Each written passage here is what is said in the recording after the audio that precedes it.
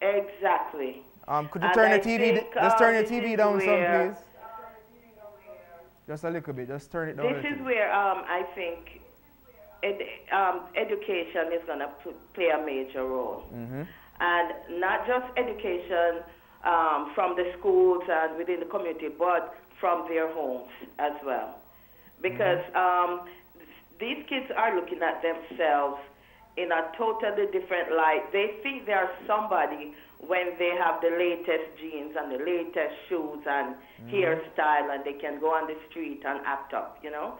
And there seems to be the people who are the role models for them, Mm-hmm. who they think are cool, and this is not going to help them in the future. And it is Mm-hmm. really sad to see, when you look ahead, I have asked myself, and I know other people have been doing it too, what is going to happen to our youth in the next 10 years? Mm-hmm. What kind of society we are going to have, you know? So Well, you know that's what? my comment. All right. Well, just to answer what you're saying, as far as how our society is gonna look, well, nothing's gonna change unless the parents themselves start being role models in the home for these children. Okay? There aren't any role models in the home, so the kids go out and they find role models outside.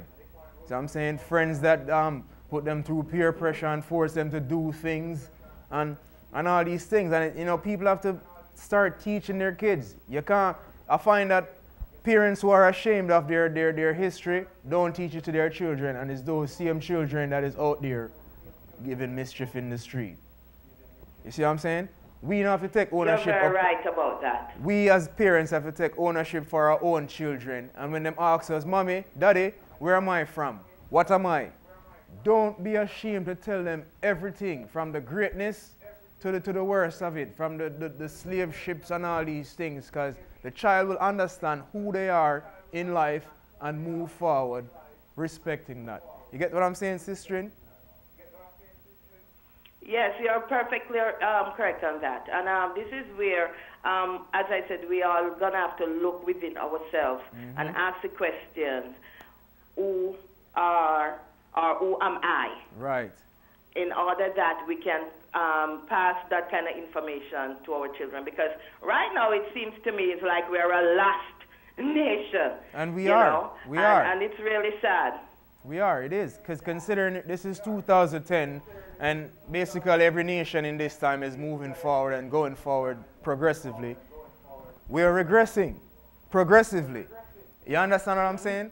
So Yeah. this is, we have to Yes, turn yes. this 180 degrees going back the other way. You see what I'm saying? To be honest, a lot of us are Yeah. stuck in our ways and we won't change. But the children are the future, and it's never too late for them. You see my sister? That is correct. And, and I really hope the viewers who are watching will start to, think things over Mm-hmm. and start to put down some ground rules and start moving ahead. Yeah, for real. So, okay, thank you very much. All right, thank you for calling, and keep it locked to Rasta Rising, yeah? Okay. Yeah, All man. right then, bye-bye. Okay. So now, another way in which the church basically, helps us to destroy ourselves is just that, destroying each other. We're the only race who, if you look in any country, we attack each other with just malicious intent all the time. You see what I'm saying? Why is it we can kill ourselves so easily? It is self-hatred. I mean, our race reeks of self-hatred. Okay? I'm a Jamaican, and when I was being raised in Jamaica, I was taught that Jamaica is a paradise and Irie no problem. You see what I'm saying?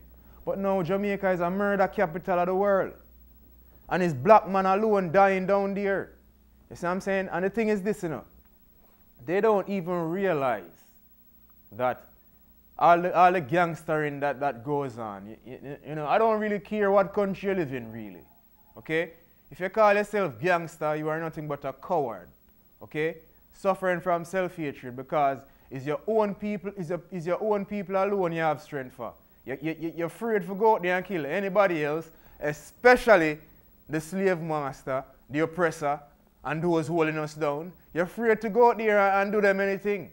Okay? But you will quickly come out here and gun down your own brother and sister for nothing at all. Self-hatred and suffering from. See what I'm saying? We have a caller. Good evening, caller. Go ahead. Yeah, Rahul, bro. Greetings. Yes. I can hear you now. You spoke about the mental mutilation that we perpetrate toward each other. Mm-hmm. That is something within us, in the spiritual part of our being, our soul that is misplaced. Mm-hmm. And basically, because of the physical eyes that we look at the world through, mm-hmm. and we yearn for those physical things to validate the physical part of our being, mm-hmm. and not utilizing, and not being taught spiritual principles and soul perplexes of life consciousness as a people, which allows us to be constantly stagnated.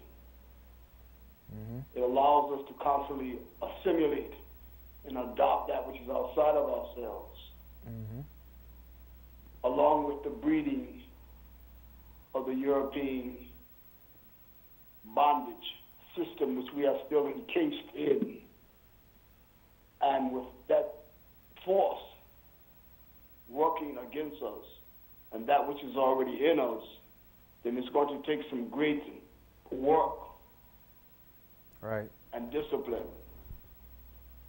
Mm-hmm. And people who are sent to us to teach us things, we must listen. We must listen to those who are a little bit more in tune, whose vibrations are a lot more insightful, and their frequencies of their energy back to spirituality and nature will help us align ourselves back to from where we came from, mm-hmm. from the beginning of time. Right. You be at peace. Right. Thank you. Thank you for calling in, my brother. And what that gentleman is saying is absolutely correct, which is basically until we as a people collectively decide that we're going to accept who we are, our history, the good, the bad, and the in-between, we're not going to get anywhere. This will be an endless cycle, okay? It's like a vortex in the sea. You see what I'm saying? Spinning around, spinning around, spinning around with no end in sight, okay? And there's just death and destruction at the bottom, okay? Now, are we going to escape that vortex, black people? We still have yet to prove that question, okay? The thing is, we're not going to be here forever to do this and to drive it home and encourage people to love themselves more when I really feel like we don't have any excuse.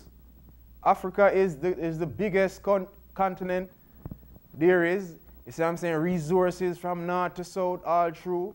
Exotic animals only found in Africa.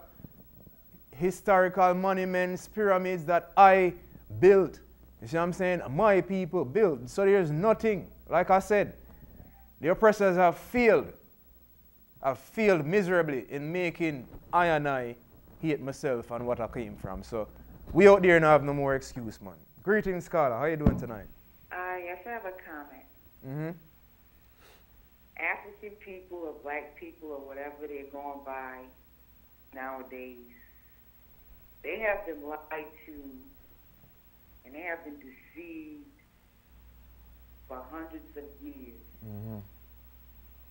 And now they actually believe in the lies, mm-hmm. and they believe in the deceptions, and they carry them out. Yes, ma'am. This is why it's so easy for them to laugh at each other, mm-hmm. put each other down, hate each other, and hate themselves. And then act like it's okay to be that way. Exactly. Mm-hmm. I think it's subliminal. I think it's a disease, and I don't think people can see or realize that they are this way. No, they don't. They really don't see it because if they